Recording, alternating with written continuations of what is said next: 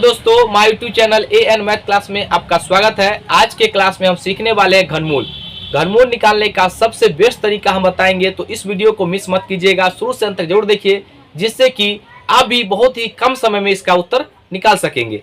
यहाँ पर इसका उत्तर होगा -26, इसका उत्तर हो जाएगा 121, इसका उत्तर हो जाएगा 79, इसका उत्तर हो जाएगा 88, इसका उत्तर हो जाएगा 10, 7, इसका उत्तर हो जाएगा 21, 3, 213।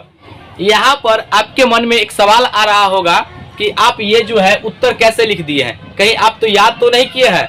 नहीं, इसका प्रॉपर कंसेप्ट हमको पता है। अगर आपको भी कंसेप्ट पता होगा तो आप ऐसे सवालों को बहुत ही जल्दी कम समय में आप इसको हल कर लेंगे। तो ये कंसेप्ट आपको जो समझने में समय लगेगा बस उतना ही, बाकी बात तो आप इसको देखिएगा, उत्तर बना दीजिएगा। यहाँ पर उस कंसेप्ट को हम समझाते हैं। आपको यहाँ पर 1 से लेकर के 9 तक का क्यू आपको याद रखना पड़ेगा।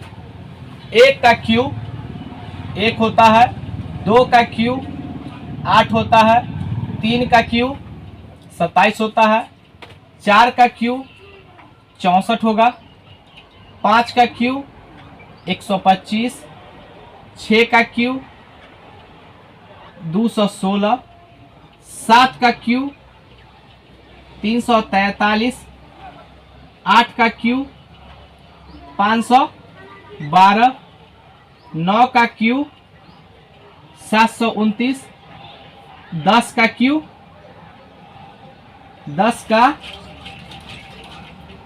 10 का क्यू 1000।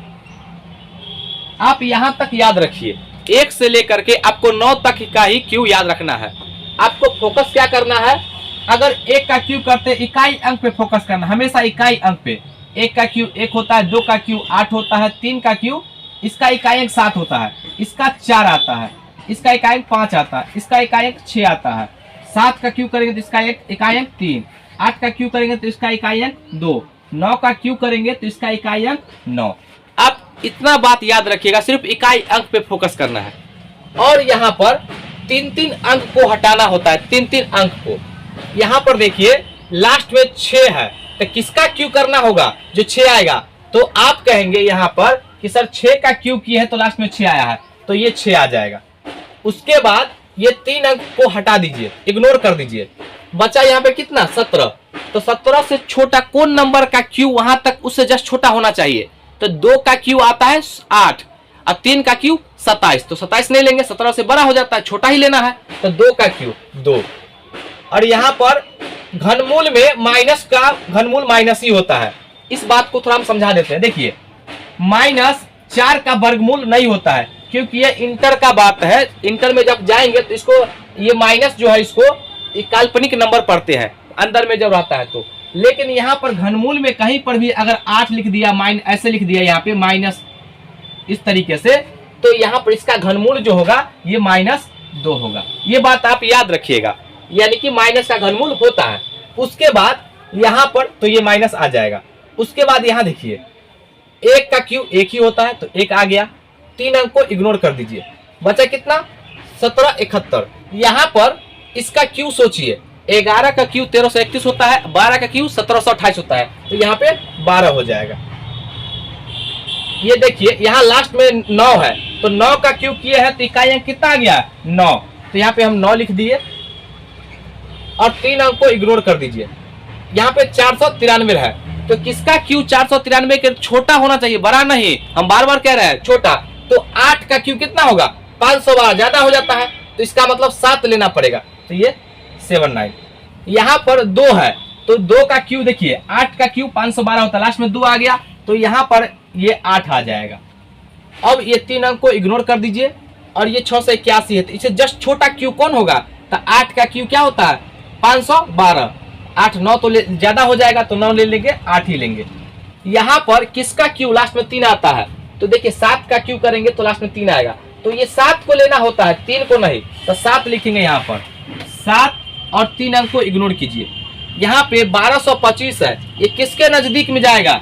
तो देखिए 11 का क्यू 1331 ज्यादा हो जाता है तो 10 लेंगे। 10 का क्यू कितना होता है 1000, 10 का क्यू 1000, यहाँ पे 10 लिख देंगे।